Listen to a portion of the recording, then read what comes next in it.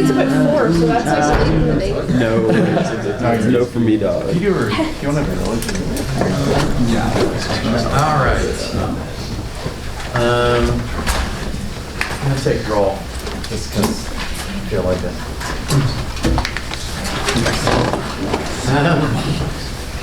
Okay, Mason.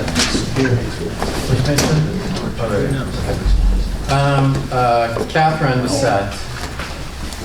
Lauren Bunt. Taylor. Hannah. Nathan. Amber. Ambrose. Here. Nicholas. Jacob. Reagan. Andrew. Matthew. Lauren. Elizabeth Hughes. Emma Johnson.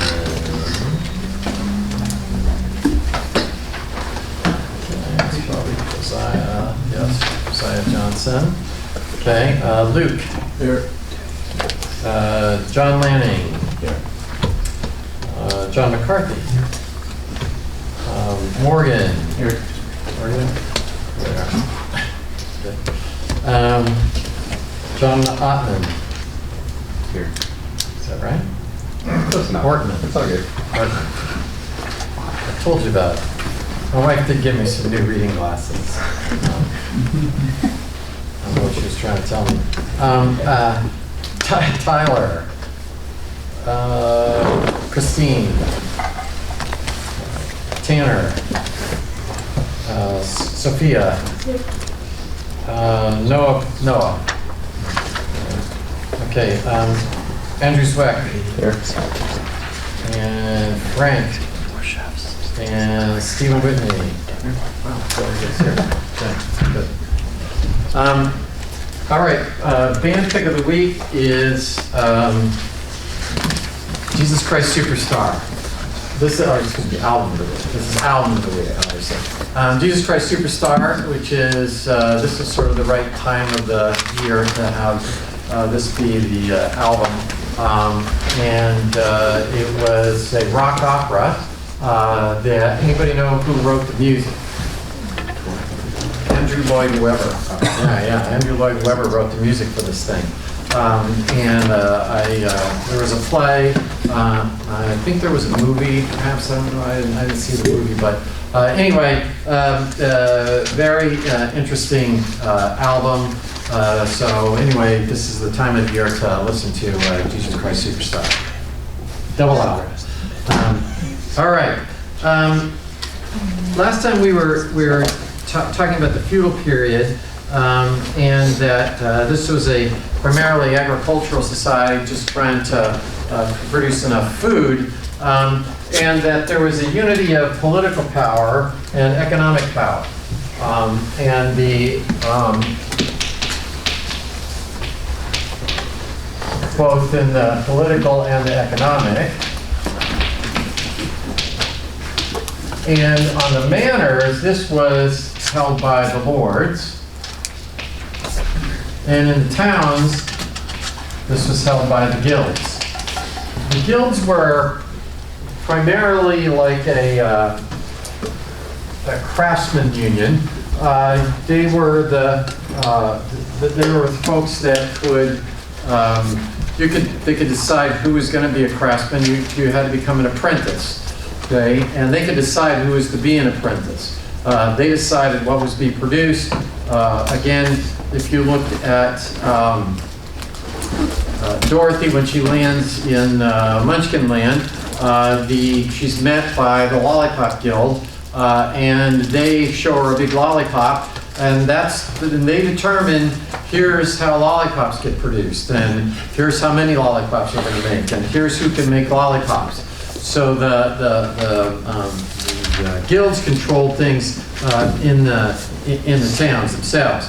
The way that the serfs worked is that the serfs cultivated some portion of the land in common. They cultivated the whole manor, but they were able to take part of it, a portion in common, and that is how they got their food. Again, not every feudal system looked exactly the same, but we're looking at generalities, because what we're trying to say is, why is it this system lasted for hundreds of years and you had almost no innovation? And yet today, you have lots and lots of innovation. You know, we talked about Wyatt Earp and how it went from gunfight at the OK Corral to being, have movie stars at his funeral in 1929 in Los Angeles. How quickly things have changed. If you just look at we've talked about this before, but if you were to look at all the things that you use today that didn't even exist 50 years ago, you see most of what you use today didn't exist 50 years ago, or at least not in the fashion that they exist today. So what was characteristic, or a general characteristic of this period that made it so that it tended to be stable over a long period of time, but not a very dynamic situation? So, the serfs could not leave. If you didn't like the way your manor was going, you couldn't say, "Oh, gee, I'm going to the manor, a few miles down the road. I'm quitting as being a serf here on your manor, and I'm going to go somewhere else." You couldn't do that. It was called. They were called tied to the soil. So I couldn't outcompete the other manors and get additional labor by doing something nicer on my manor.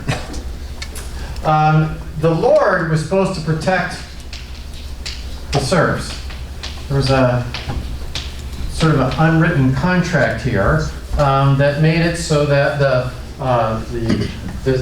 Lord was supposed to take care of their serfs.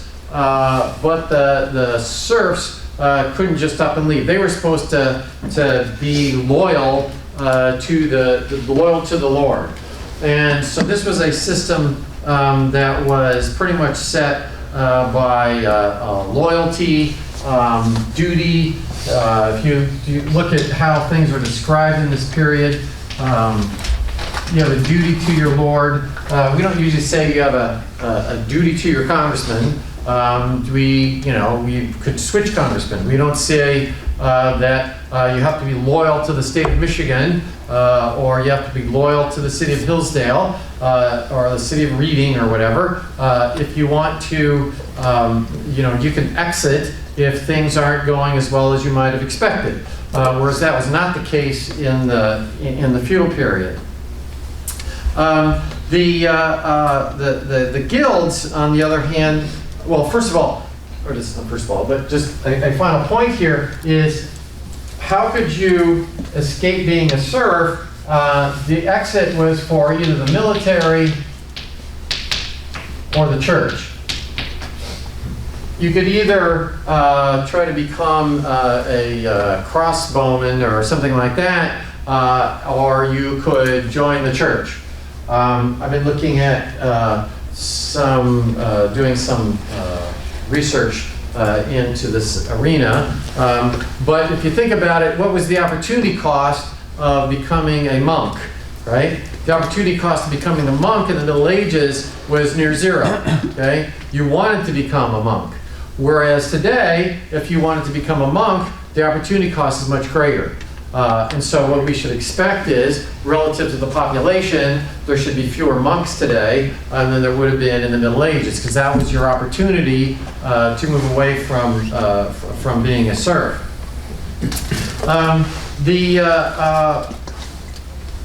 In towns, there you couldn't have serfs, but in the towns, as I said before, the guild masters controlled things,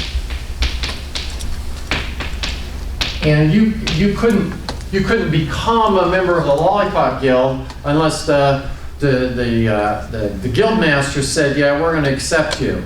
If you were making clocks, right? Pinocchio could become an apprentice to Geppetto, and Jimmy Cricket could become an apprentice to Geppetto only if Geppetto said, yeah, I'm going to take you in. And so there wasn't a dynamic system the way we have today. If you want to become a truck driver, you can go out and, I mean, there is some limitation on, you can't become, it turns out you can't become a truck driver if you're under the age of 21.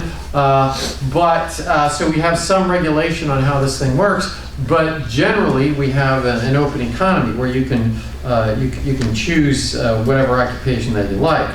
Remember that Hayek, when he was talking about the freedom of the ancient Greeks, one of those freedoms of the ancient Greeks was the ability to enter an occupation. You're not just excluded, if you're a free person, not excluded from joining an occupation. The manners were self-sufficient, generally, and that means they're going to be impoverished, right?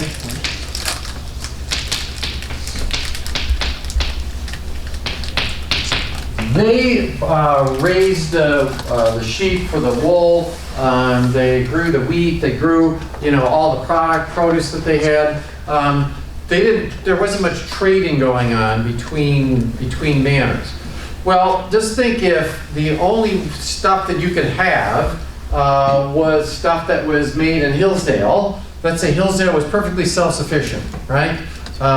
Nobody traded with any place else in Hillsdale than in Hillsdale. Well, you're not going to have cell phones. You're not going to have all sorts of things that you have. You're not going to have cotton, right? You're not going to have apple. Well, you'll have apples, I guess. You won't have apricots. I don't think they grow apricots in Hillsdale County, but so there's lots and lots of stuff that you wouldn't have if you could only have it made in Hillsdale County. So what would happen if these manors are self-sufficient? What does that mean? It means everybody's pretty poor. There's a few things that you got, but there's not much. The range of choice of of what you could buy or what you could have was fairly limited. So everybody was, as we said, primarily people were concerned with growing enough food. That was what was going on. And if you were a serf in the Middle Ages, that's what you were worried about. That meant that there were few specialized traders. There was some, because you couldn't be totally self-sufficient. There were some traders, but there weren't very many. Whereas today, lots and lots of people are specialized traders, like Walmart, right, or Amazon, or there's lots. There's actually one. What's the Blockbuster? There's still one Blockbuster store open in Bend, Oregon. There used to be two. One was in Australia, and it closed down. So Bend, Oregon has the only Blockbuster. Whereas if this were, 15 years ago, Blockbuster would be the big deal, right? Everybody would have a Blockbuster so that you could come in and rent movies and that kind of stuff. Now you don't even do that probably, right? You probably stream the music, the movies on Netflix or Amazon or Apple or whatever. I think Apple's going to have a competing streaming service, and so there's all sorts of things that are specialized trading going on, but you didn't have that. You had a few folks that showed up, with pots clanging on the sides of their donkey or something, but there wasn't very many people that were doing that. That meant that this whole system couldn't respond to changes very well. And we've talked about the centrally planned states, the same thing. Remember that Hayek and Mises were saying that centrally planned states can't be dynamic because the central planner's got this plan about how the thing's going to work. So they can't respond to some sort of dynamic change And markets do, though, right? You guys have all sorts of things that happen that are dynamic. You don't know, I mean, who knows what you're going to have 10 years from now in terms of, I mean, again, if we're taking some people on tours and they drive by, there's a family video in town, right? They'll go, oh my gosh, I can't believe you still have one of these things there, right? But we get used to all this change, but there wasn't really much change going on in this fuel system. It couldn't respond to changes, and we'll talk sort of next Friday. We'll talk a little bit about how when the plagues happen and when droughts happen, then the whole system sort of breaks down because if I'm a serf, I can't move from places where you've got excess supply of serfs to places that have a shortage of serfs. There's not a mechanism to make that happen. Eventually what happens is you end up with, and we'll talk more about this on Friday, but we end up with money agriculture. When money agriculture comes along, that is, rather than you being self-sufficient on the manor, and you guys are the serfs, and the only way that you survive is you get to farm part of the manor in common. If what happens is now I start to pay you for working, or I pay you for the produce, then what might happen eventually is you get enough money that you can buy your way out of out of this system of feudalism. So again, if you go to Europe, I don't know if everybody's been to Europe, but if you go to Europe, you don't have serfs anymore, right? You don't have manors and and the lords in charge of this whole thing, and towns that are dominated by the guilds. That didn't happen just because somebody woke up one day and said, oh my gosh, things could be a lot better if we just moved to market capitalism. We did what Hayek talked about, social evolution, right? So eventually, some parts of the community or some parts of the system are going to outcompete the other parts, and eventually we'll start to adapt out of that. And one of the things that happened here was the development of money agriculture, moving away from barter. Again, this allowed for eventually serfs to hold land, and that broke down the whole system.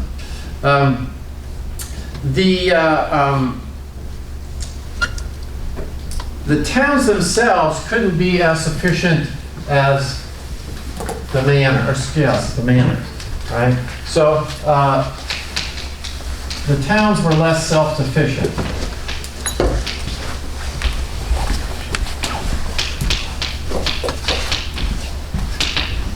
And so what we'd expect is that this is where we start to get some sort of innovation.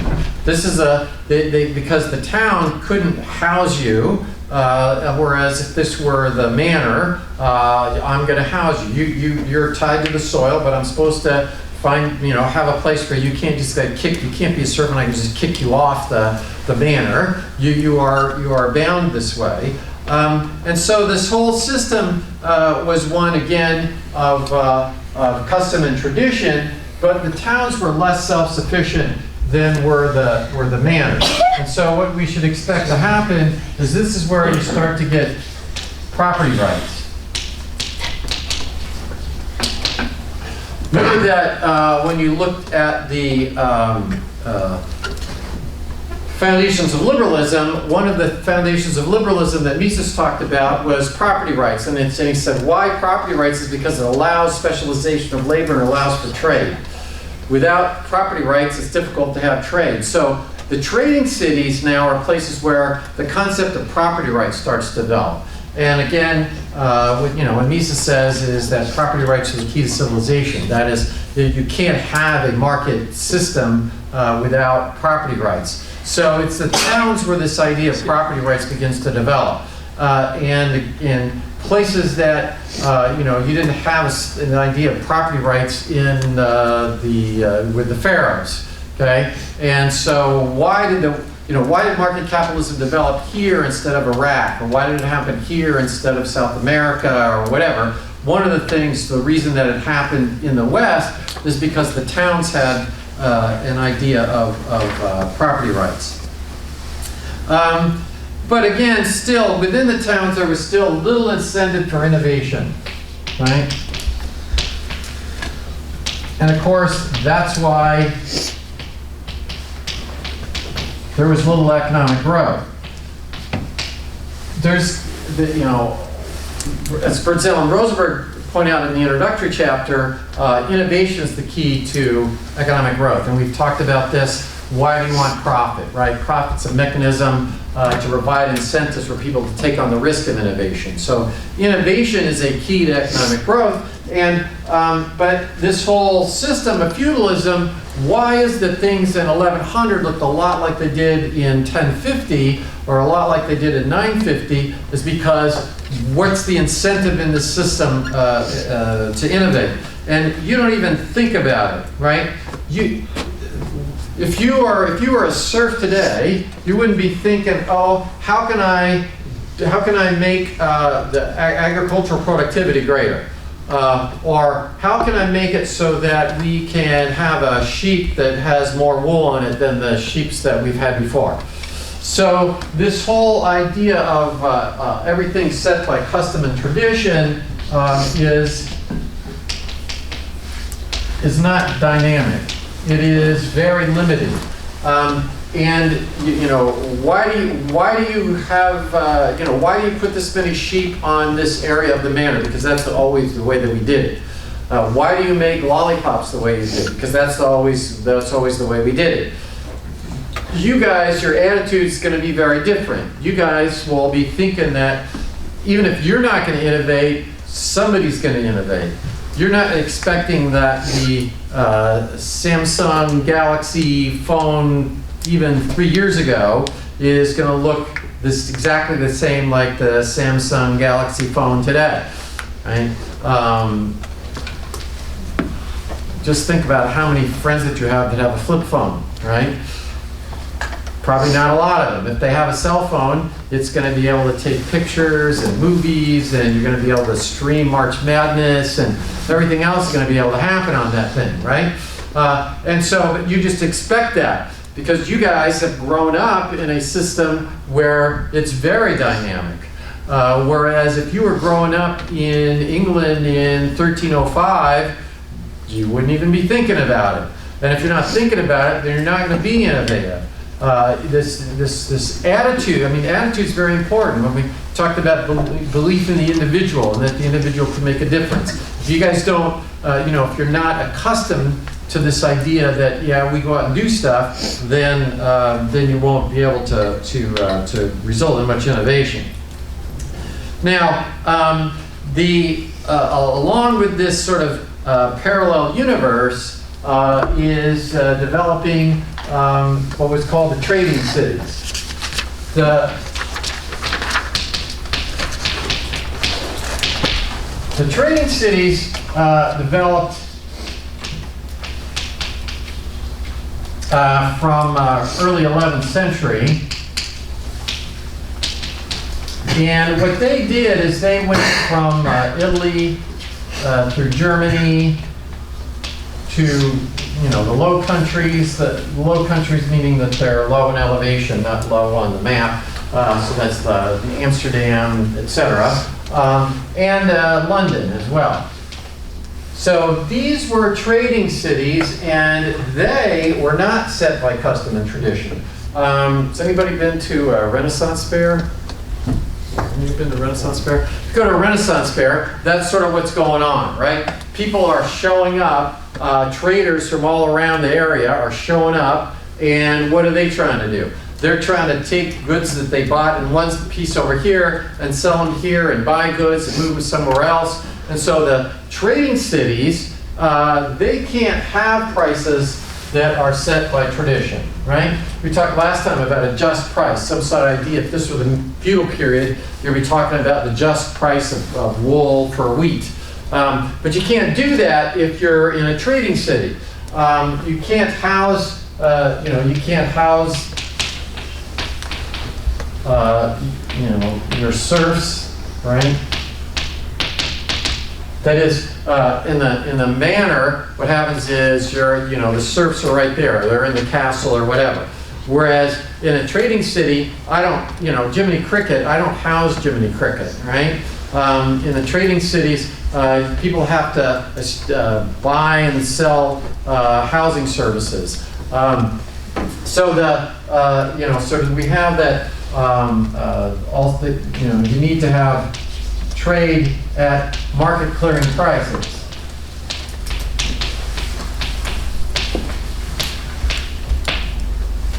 Yeah, to trade at market clearing prices has to happen because if I'm bringing my stuff from Milan to Munich, then what's got to happen is I got to make sure that whatever the price is, I'm going to be able to get rid of this stuff. I can't say, oh well, this is the just price for stuff. You got to buy it from me. Okay, that's not what's going on in the trading cities. So outside, so you just like like a parallel universe going on. You have these trading cities that are developing at the same time, and of course, what's going to happen? What's going to happen is these things are going to outcompete the feudal system. Again, if you go to Europe today, you don't have serfs and castles and everything else, right? It's all like one big trading city.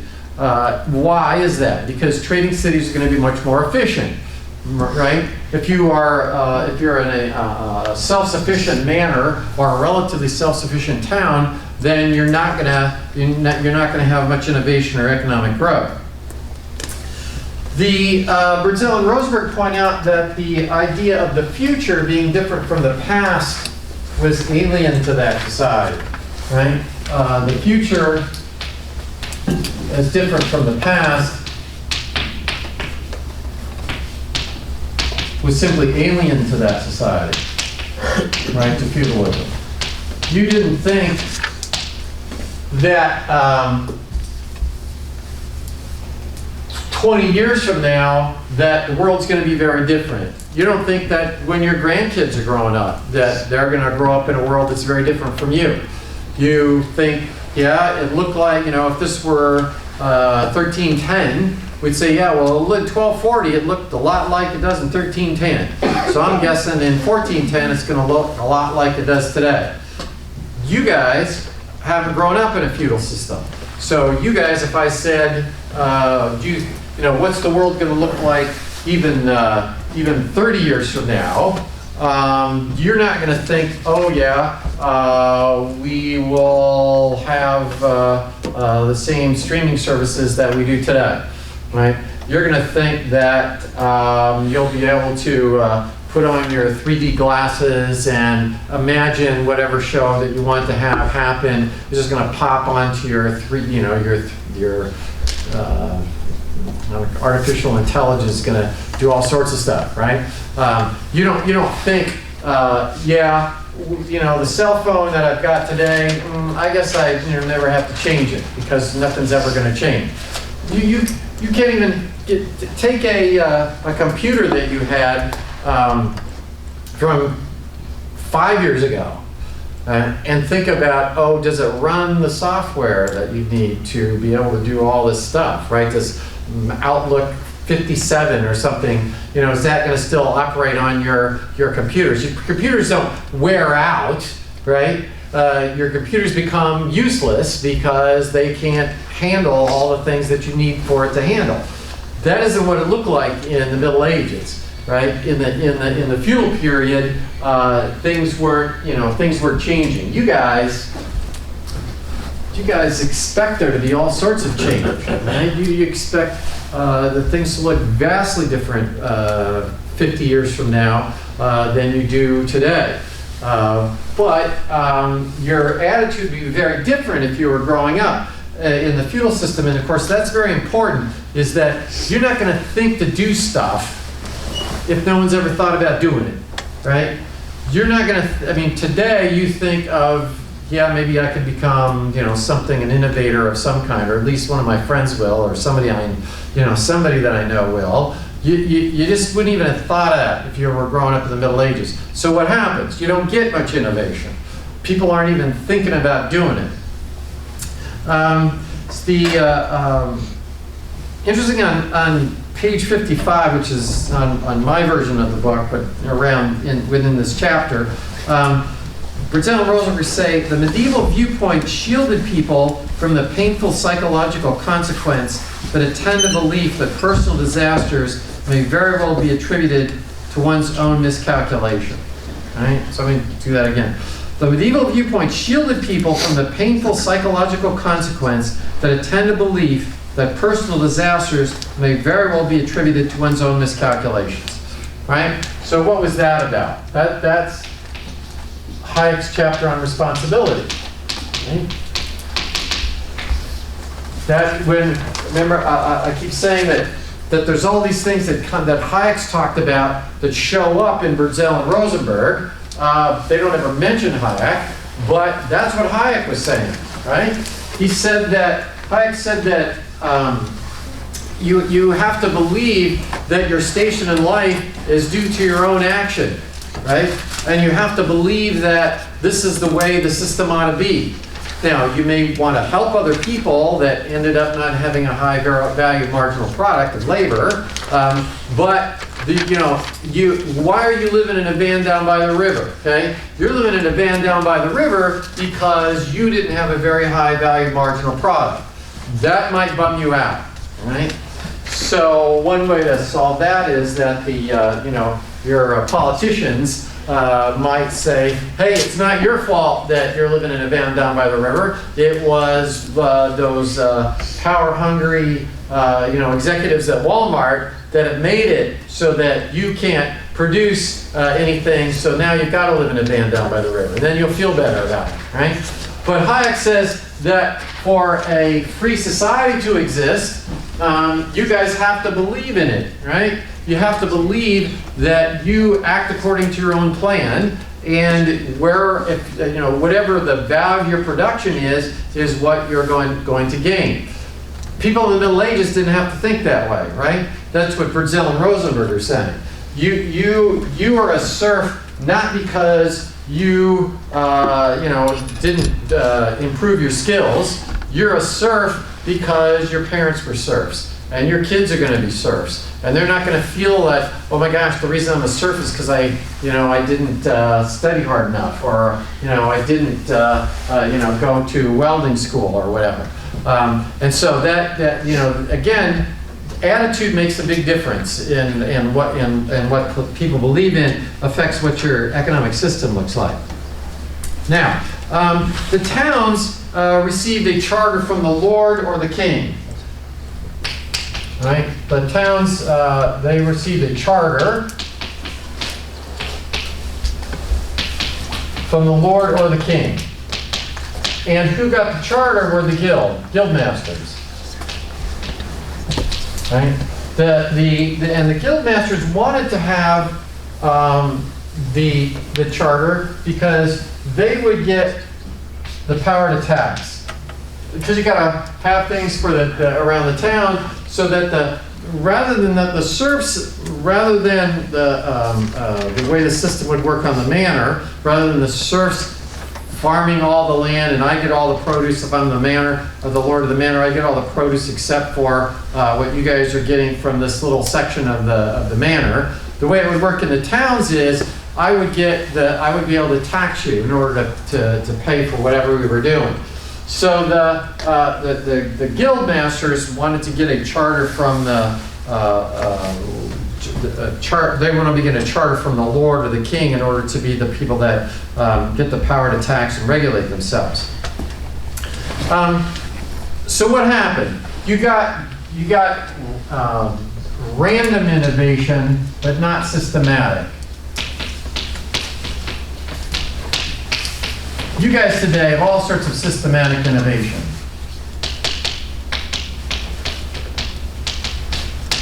Right? Artificial intelligence is out there, gathering all sorts of data. You're going to, sorts of things are going on.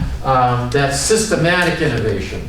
We know that once you've figured out how to collect big data, then that's how Facebook's going to work. They'll be able to monetize your use of Facebook by knowing what your preferences are, and then we will. If you're an advertiser, you'll be able to say, "Gee, I want to advertise for people that are looking for a certain kind of toothpaste," and so Facebook knows that you've posted on your Facebook page that you were, you really like this new brand of toothpaste or something, or you really care about your teeth. I just went to the dentist or something like that. So Facebook's going to, whenever you talk about to your, I was listening to something where you can, I think it's NPR or something, where you just tell your radio or phone or something and say, play NPR, right? Or play All Things Considered, and somehow magically it'll just start playing that. Okay? So what's going on is that because it's building on each other thing, there's systematic innovation, right? Why? Because we rewarded. Whereas in the feudal period, you got some innovation, right? We got the clock, okay? Didn't get it on your phone, which is also a clock, and an alarm clock as well, right? And so you can, you had just random stuff going on, but you didn't have a system that created systematic innovation. So, we've talked about Beauty and the Beast, Beauty's father, making the wood chopping machine. Okay, that's going to happen because you have people who just want to tinker. But you're not going to get systematic innovation in this feudal period, and of course, obviously that you didn't.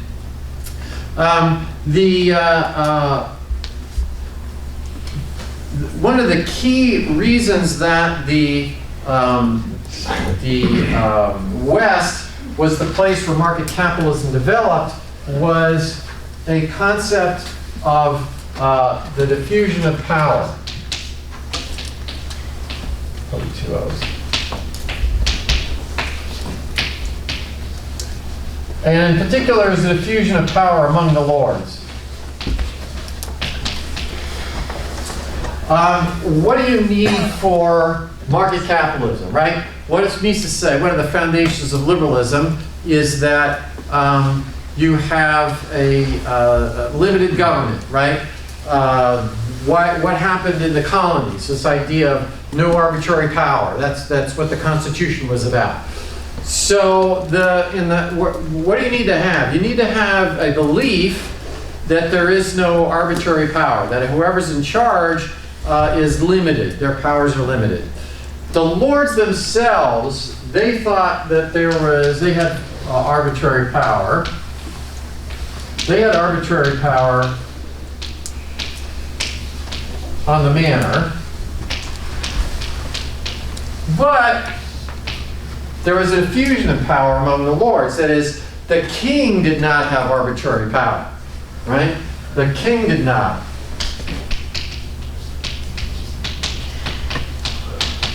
If you ever saw the movie Braveheart, how many saw the movie Braveheart?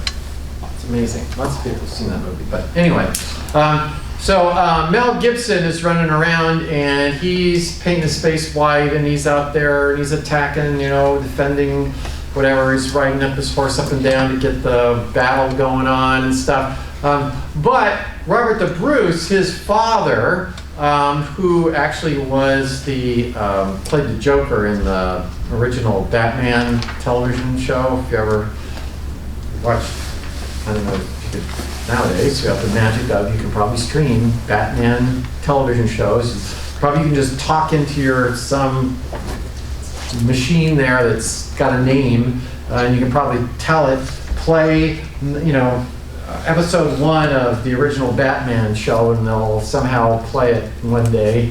In fact, probably what will happen one day is, some television screen will pop up, That'll only be there when you're watching the thing, and then it'll disappear somehow. But anyway, he played the original Joker in the original Batman series. But bottom line is, he tells Robert the Bruce, says, don't worry about that William Wallace guy, right? He's not going to become king. He's going to run around and, paint his face white and be, all sorts of stuff to be the hero. But the bottom line is, who's going to make the king as the lords, right? There's that meeting where he's talking, Robert the Bruce talking to his father, and his father's telling him, hey, you need to get the lords on your side. That's the deal. Don't worry about, becoming a hero, chopping people's heads off. Just become, get to know the lords and get their power behind you. And of course, that's what happens, right? Robert the Bruce is the one that becomes king because the lords support him. So this idea of limited government is sitting there in the West, in this feudal system. That is one of the foundations for the development of capitalism. Again, what the book is about is that how did the West grow rich, right? The West didn't grow rich because somebody woke up one day and said, oh, hey, market capitalism is going to be way more efficient than the feudal system. What's going to happen, this foundation for the development of capitalism is that there is this diffusion of power among the lords, this concept of limited power. That's necessary for market capitalism to happen, and it happened in the West. It didn't happen in Egypt, right? Nobody's running around saying, oh yeah, the Pharaoh, gotta have limitations on what the Pharaoh can do, right? Nobody's running around in China saying, oh, we gotta have a limitation on what the Emperor of China can do. The Emperor was, we mentioned the fact that, the people thought the Emperor was God until 1911. But so what was their limitation? There wasn't any limitation on what the Emperor could do.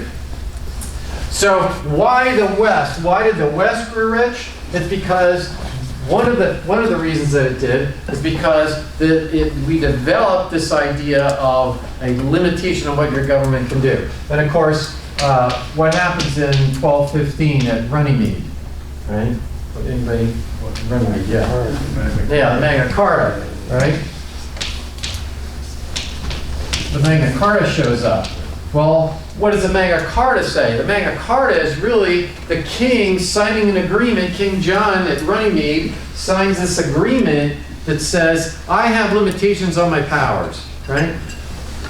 That is necessary for market capitalism to work. Other places, that concept didn't develop, but we had an idea in the West of a limitation of what your government can do for a very long period of time. And that's why we became the market capitalist system, and why is it that you guys are so rich and people in the Democratic Republic of Congo are not, right? You're rich because you're living in a system that allows for productivity to happen, that allows for innovation to happen, that rewards innovation. That's why you're rich, and you're enormously rich compared to, when I was playing the Tom Petty refugee song, right? The pictures of those people that were refugees, they're very poor compared to what you were. On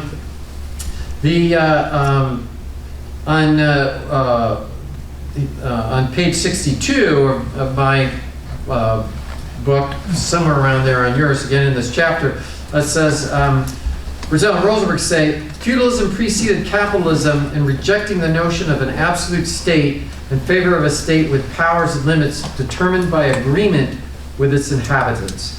Feudalism preceded capitalism in rejecting the notion of an absolute state in favor of a state with powers and limits determined by agreements with its inhabitants. So that is a concept that needed to happen. And again, you guys, your attitude about what the world should be like affects what you do. And again, in the feudal system, if you didn't believe, if all you thought was everything was done by custom tradition, doesn't pop in your head to go make a cell phone, right? It doesn't pop into your head to do that. Once we get into the system where innovation is rewarded, then people start to think about it. And again, that's why, where does innovation primarily occur? It primarily occurs in market capitalist systems. We talked about this before, right? We're not going to expect that the next step in artificial intelligence is going to come from Syria. It's not. We're not going to say, oh yeah, the Syrians are out there. They're the leaders in artificial intelligence. No, not going to happen. The Chinese could be, right? Why? Because if this were 1945, we're not going to say, oh yeah, the Chinese, that's where all the new innovation is going to occur. No, that's not what's going to happen. But 1978, China starts to move into a market capitalist system, and guess what? Yeah, our artificial intelligence could be developing more. In fact, China has had more patents that have produced more patents than any place else in any other country in the world in the last 4 or 5 years. Why is that? Because they've moved into this market capitalist system. Again, at the same time that feudalism existed, you had this sort of parallel universe of, as I said before, the trading cities. And eventually the trading cities do what? The trading cities eventually outcompete the feudal system. That's what, again, the trading cities couldn't rely on barter, right? The trading cities had to rely on money exchanges. The trading cities had to rely on market clearing prices. They couldn't be dominated by custom and tradition. So you have about the same time, you have this development of the trading cities on up from, as I said before, Italy through Germany through the Low Countries. And that is the system that eventually outcompetes feudalism. And so what do? What do you see happening in China, right? You see happening in China a lot of what happened in the West over lengthy periods of time. People leaving the rural areas and moving to the cities where the special enterprise zones were, where market capitalism is developing. So what you're observing in China is something that happened over centuries in the West. It's happening over decades in China. Now, will they complete that system? That's an open question, right? China is lately moved more back towards authoritarian government. And is that going to, again, Mises says that you can't have economic freedom, or you can't have political freedom without economic freedom, but you could have it the other way. What's going to be happening in China? Is this authoritarian movement, is that going to also lead to more central planning, right? If it is, then you're going to see a dampening of economic growth in China. If they just simply allow the market capitalism to develop, then what's going to happen is you're going to have this continuation of people moving from the rural areas to the cities. I mean, cities there, you got 40 million people and it's, moderate-sized city. Why is that? Because people are doing what happened in the West when they moved from the feudal system into the trading cities and just outcompeted it. All right. So for tonight, remember 9 o'clock is the review session, and it'll be in lane 125. It'll last about an hour. The exam's on Wednesday. You don't need to bring a blue book. It'll be like the last exam. You can answer everything on the exam. Right? You're not should be in the office much of tomorrow. We'll be in the office probably till about 3 o'clock this afternoon, and like I said, most of tomorrow.